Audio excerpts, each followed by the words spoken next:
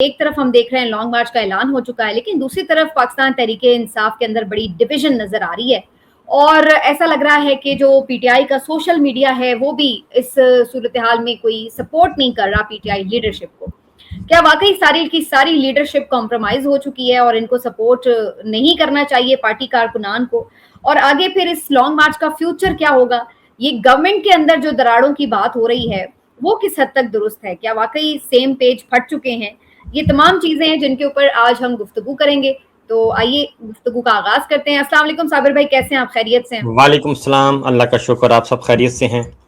جی الحمدللہ بالکل ٹھیک ٹھاک ہے ابھی تک تو. اللہ کرے ٹھیک ہی رہے اور آپ کو بھی اللہ تعالیٰ خیریت سے رکھے. آمین. اچھا صابر بھائی، یہاں سے بات شروع کرتے ہیں. عمران خان صاحب کی صحت سے متعلق بڑی متضاد قسم کی اطلاعات آ رہی ہیں، جہاں مختلف صحافی یہ خبریں دے رہے ہیں کہ ان کی طبیعت ٹھیک نہیں ہے. کچھ پارٹی رہنما بھی کنسرنز شو کر رہے ہیں، لیکن وہیں علیمہ خان صاحبہ کہہ رہی ہیں جو لوگ یہ خبریں پھیلا رہے ہیں وہ ایجنسیوں کے ہاتھوں میں کھیل رہے ہیں. ان کی آنکھ کا ایشو ضرور تھا لیکن اتنی کوئی سیریس بات نہیں ہے جس طرح سے جو خبریں پھیلائی جا رہی ہیں. آپ کے پاس کیا اطلاعات ہیں؟ کیا واقعی عمران خان صاحب بیمار ہیں بہت زیادہ؟ اچھا دیکھیں، عمران خان صاحب کی بیماری سے متعلق جو خبر بریک ہوئی وہ گورنمنٹ کی طرف سے ہوئی تھی، اور وہیں سے ہی یہ معلوم ہوا تھا، کیونکہ مکمل طور پر وہ آئسولیشن میں ہے اور قید تنہائی جسے کہتے ہیں قید تنہائی میں رکھا ہوا ہے. اور 2 دسمبر کو فیملی ممبرز کی آخری ملاقات ہوئی تھی. اس کے بعد سلمان صفدر صاحب 1-2 دفعہ گئے سپریم کورٹ کے نمائندے بن کر، اور انہوں نے آن دا ریکارڈ تو جو کچھ بتایا وہ سپریم کورٹ کا حصہ ہے، سپریم کورٹ کے ریکارڈ کا حصہ ہے، اور اس میں بھی انہوں نے کافی تشویشناک صورتحال سے آگاہ کیا تھا. عمران خان صاحب نے خود ان کو بتایا تھا کہ آپ مجھے نظر نہیں آ رہے اور اتنی قریب بیٹھے ہوئے. تو وہاں تک تو یہ فرسٹ ہینڈ انفارمیشن جو آن دا ریکارڈ آئی. اس کے بعد سے لے کے اب تک کوئی بھی ایسی انفارمیشن آن دا ریکارڈ نہیں آئی، اور اس لیے وہ ہم خاص صحافی ہوں یا ان کے فیملی ممبرز ہیں، پارٹی کے لوگ ہیں، وکلا ہیں، وہ سب کے سب لا علم ہیں. اب اگلا ایک ہلکی پھلکی سی جو خبر آ جاتی تھی وہ آتی تھی بشرا بی بی کی فیملی ممبرز کے ذریعے سے، کیونکہ ان کی ملاقات ہوتی تھی. لیکن اس کے بعد یہ ہوا کہ ان کی ملاقاتیں بھی بند رہیں، اور پھر نہ صرف ملاقاتیں بند رہیں، پھر اس کے بعد ان پہ بھی سختیاں شروع ہو گئیں. ان کی بھی آنکھ خراب ہوگی، پھر دوسری آنکھ خراب ہوگی. ان کی آنکھ کا معاملہ زیادہ سنجیدہ ہوا، پھر ان پر تشدد کا واقعہ بھی رپورٹ ہوا، اور جس کی تردید کسی نے نہیں کی. ڈیالہ جیل حکام کی طرف سے کوئی تردید نہیں آئی کہ بشرا بی بی پہ تشدد نہیں ہوا، اور وہ مریم نامی جو بھی کانسٹیبل تھیں وہ ان کو رپورٹ کیا گیا کہ وہ یہ کام کرتی ہیں.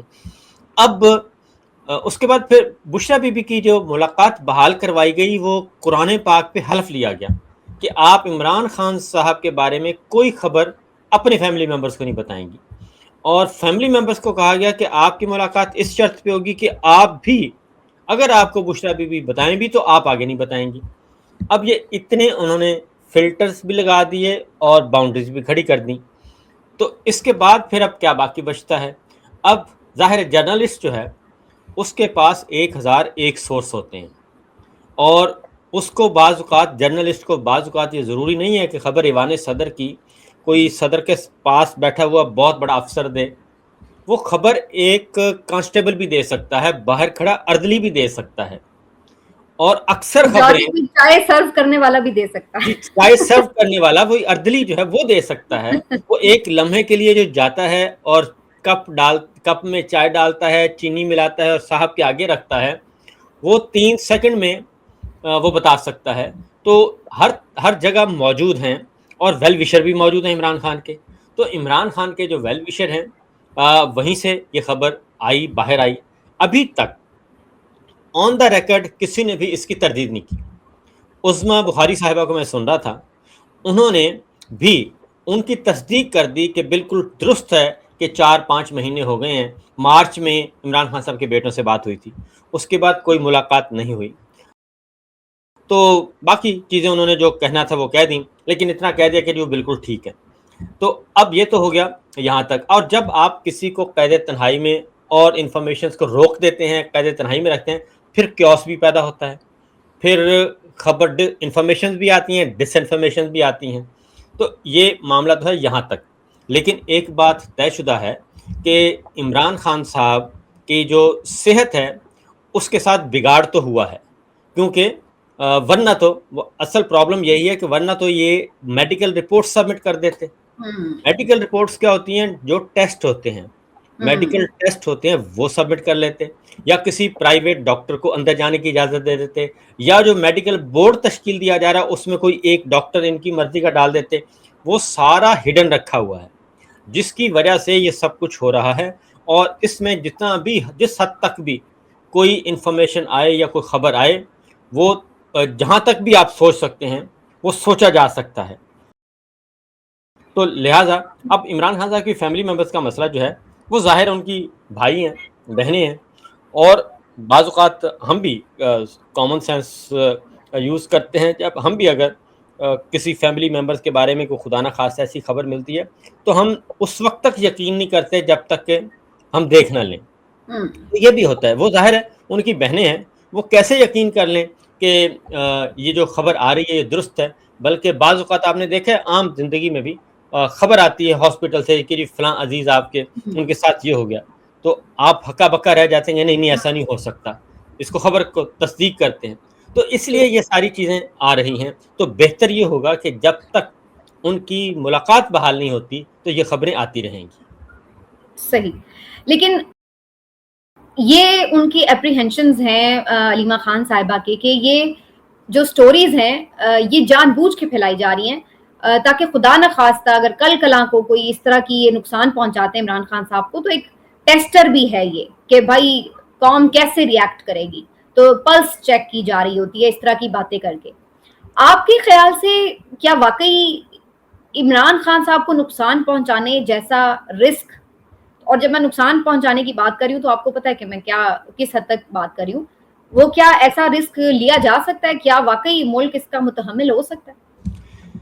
دیکھیں میرا اپنا اندازہ یہ ہے کہ یہ اس حد تک یہ جانے کی پوزیشن میں نہیں رہے، کیونکہ عمران خان صاحب پہ 3 اٹیمپٹس ہو چکی ہیں، اور وہ 3 اٹیمپٹس ایسی تھیں کہ ایزیلی وہ کام ہو سکتا تھا، لیکن وہ نہیں ہو سکا. نمبر 1 یہ کہ سیدھی گولیاں چلائی گئیں، اللہ تعالیٰ نے اس میں ان کو بچا لیا.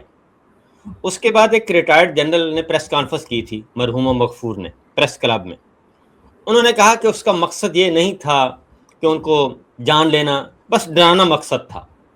یہ جنرل فیض علی چشتی صاحب نے آن دا ریکارڈ یہ بات کی. اب یہ کوئی مذاق تو ہے نہیں، دور سے آپ گولیاں برسا رہے ہیں اور اس گولیاں لگ بھی رہی ہیں اور اس میں ہلاکتیں بھی ہوئیں، تو یہ نہیں ہو سکتا. تو اصلاً یہی تھا. اس کے بعد پھر اس کی انویسٹیگیشن ہونی.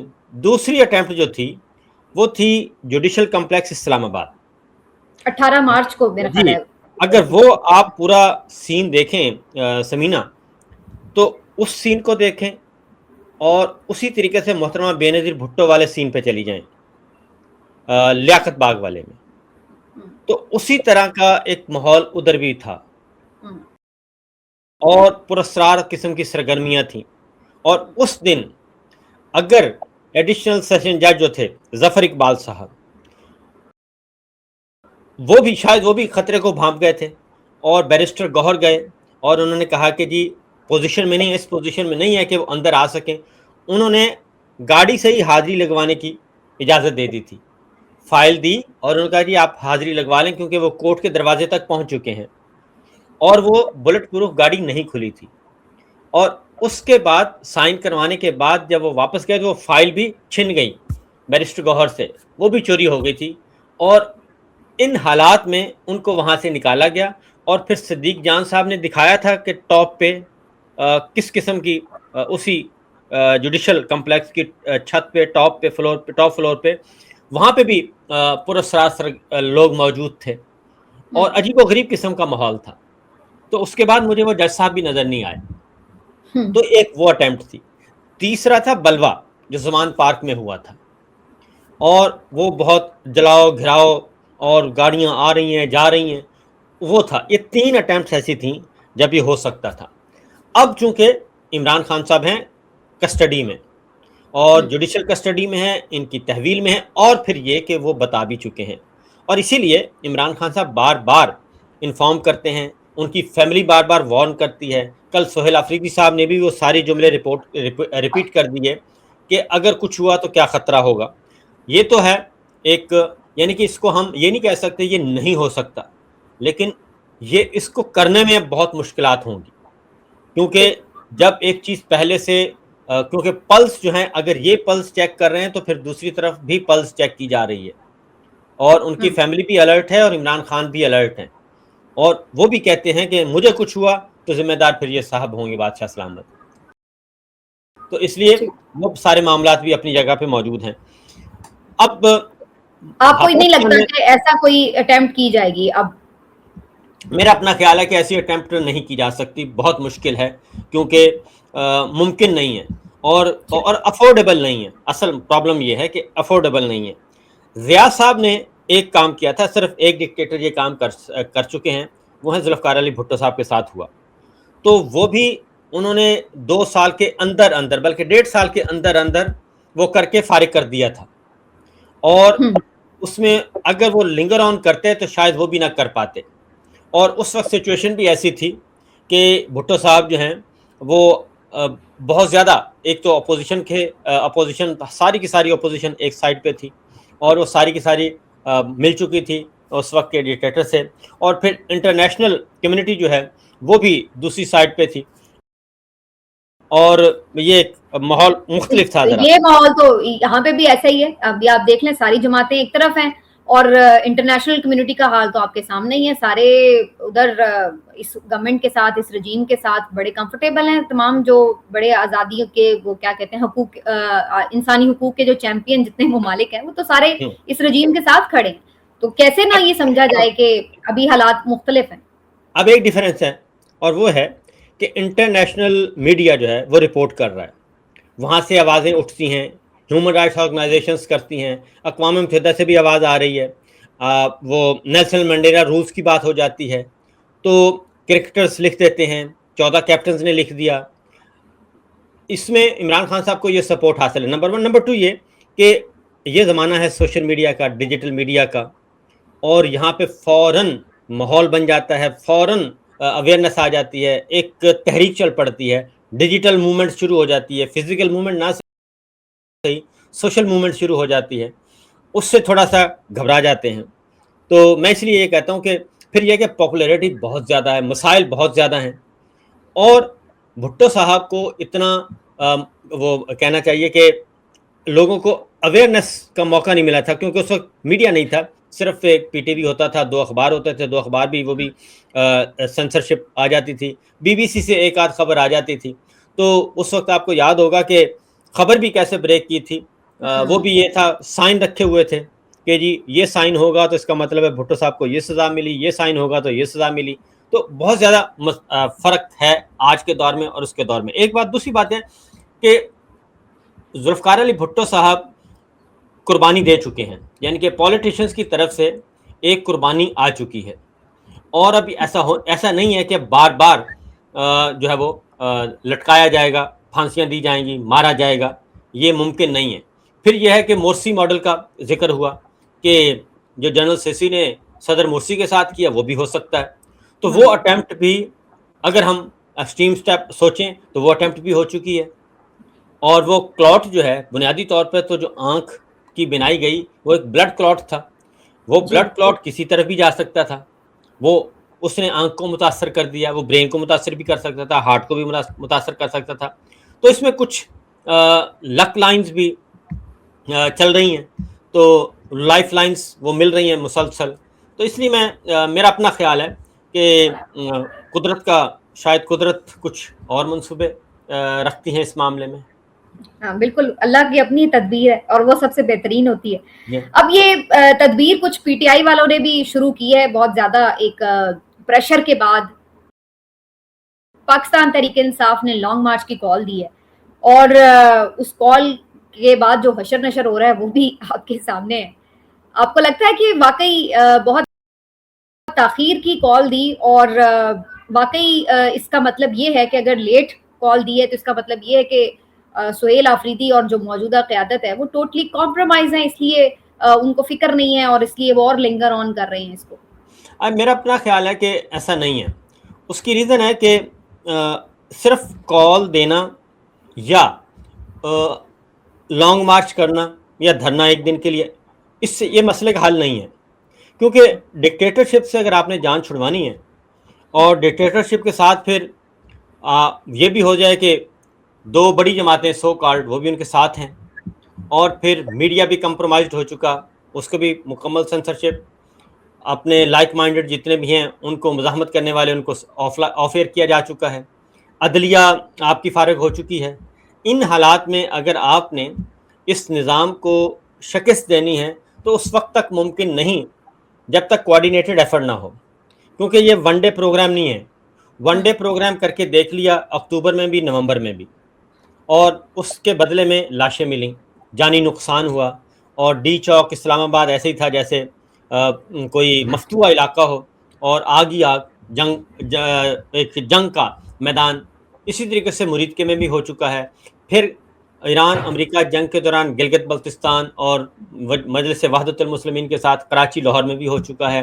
फिर आप कश्मीर में देख लें कि कश्मीर में क्या मनाजिर हैं। तो इनको तो लग चुका है मुंह को खून।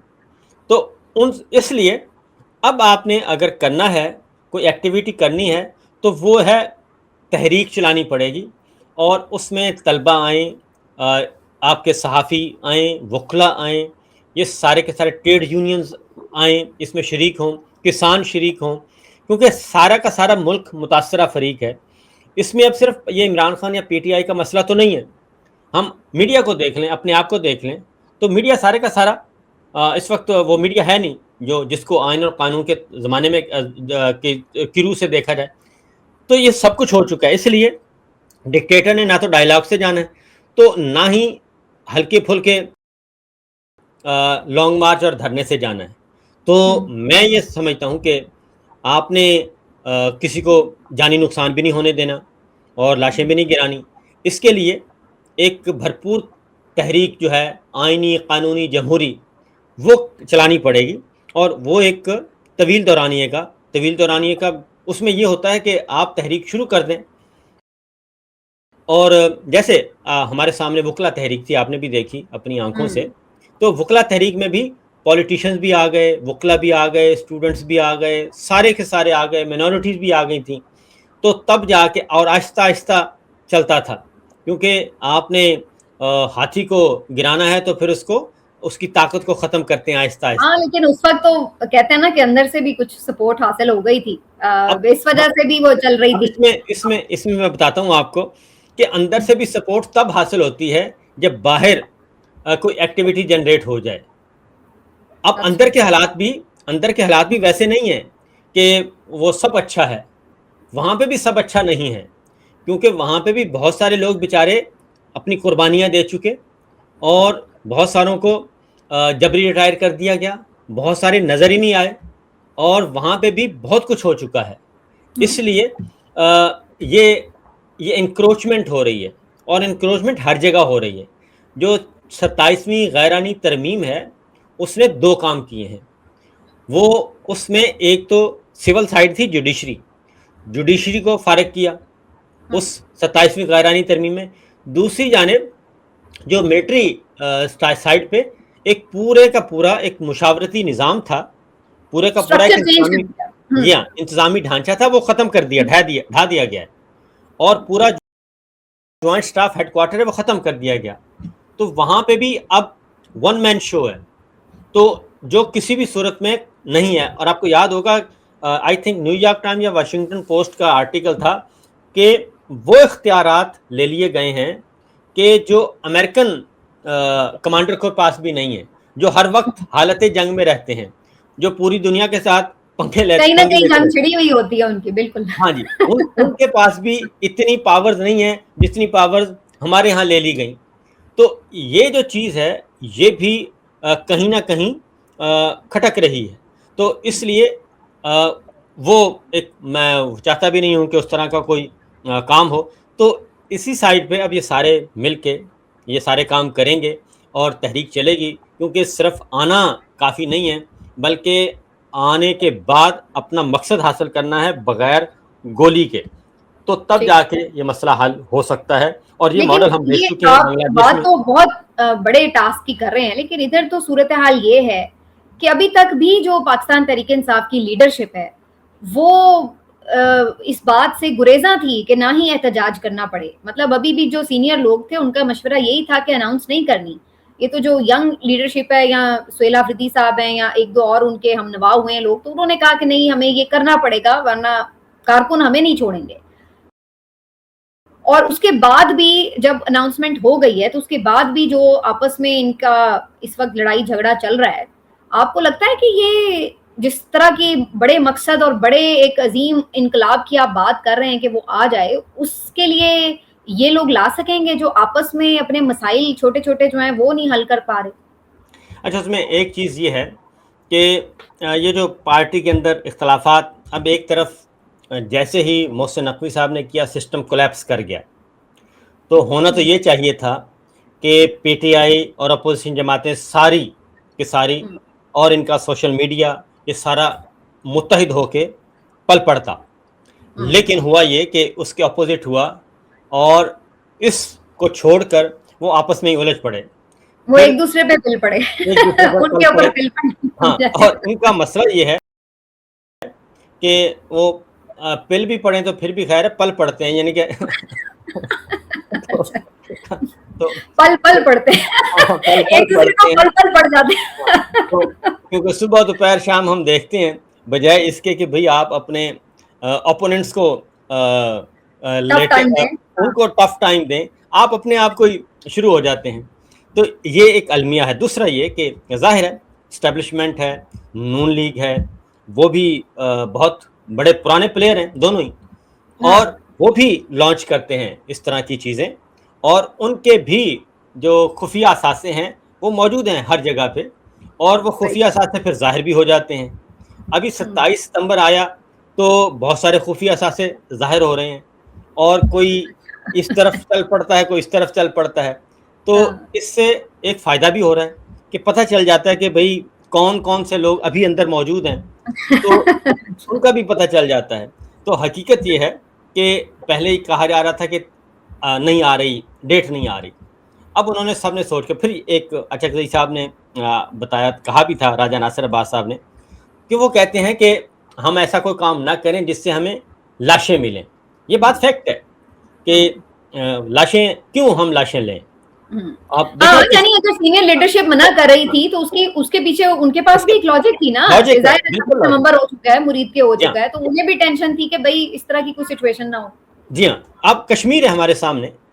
کشمیر بالکل، کشمیر ایک بالکل ڈیفرنٹ چیز ہے، یعنی کہ اس سینسیٹیو ایشو ہے نا وہاں، تو آپ سوچتے بھی نہیں اس طرح کی. ہاں، کیونکہ کشمیر کا معاملہ نہ وہ اسلام آباد کے ساتھ ٹکراؤ ان کا تھا، نہ ان کا ٹکراؤ پنڈی کے ساتھ تھا.